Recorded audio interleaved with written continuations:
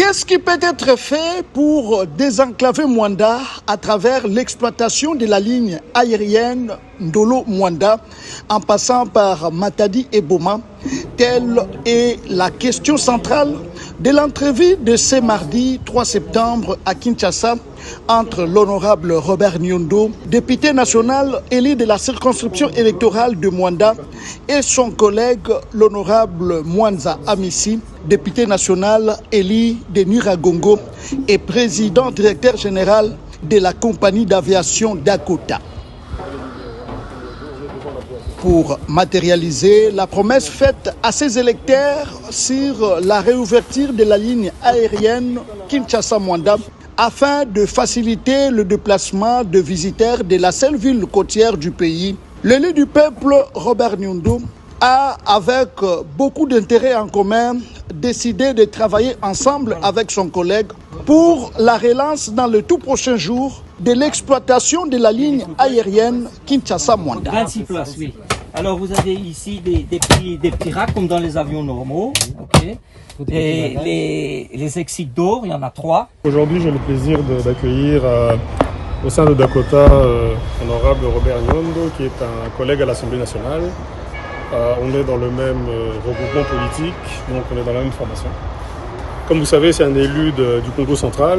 Il a beaucoup d'activités au niveau de Mwanda. L'objet de la réunion, c'était de présenter la société à mon collègue et qu'on puisse discuter maintenant des possibilités et des plans à venir pour l'exploitation et les désenclavements de la ville de Mwanda. Je pense que les discussions à ce stade se passent assez bien. Maintenant, on va laisser les équipes approfondir les détails techniques, comme on dit. Dakota, un embrayeur 120 avec 30 places assises. Un avion très confortable qui offre pas mal de services à bord, notamment l'hôtesse de l'air et de pilotes qualifiés.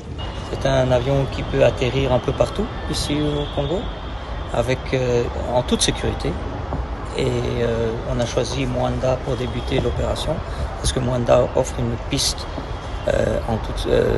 très sécurisée aussi, et l'ensemble de l'aéroport aussi est sécurisé. Le député national le mieux élu du Congo central qui compte annoncer la bonne nouvelle à ses électeurs lors de sa restitution parlementaire a visité le différent compartiments de la compagnie dans le but de comprendre le cheminement normal du PAC s'il arrive. C'est beaucoup l'honorable Mwanda, qui est un grand homme d'affaires, qui n'est plus à présenter d'ailleurs.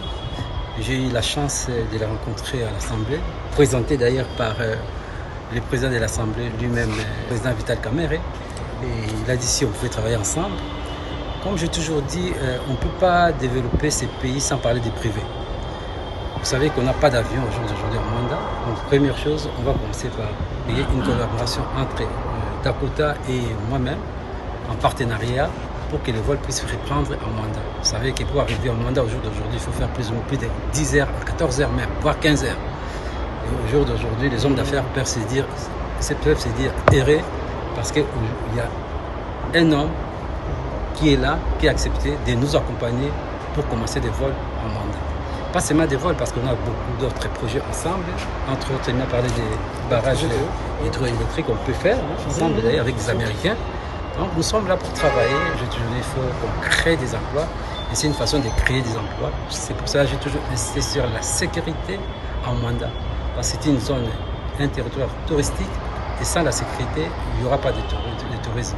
Pour rappel, la compagnie Dakota a été créée le 20 mars 2011 avec la possibilité de faire le vol cargo et le vol passager.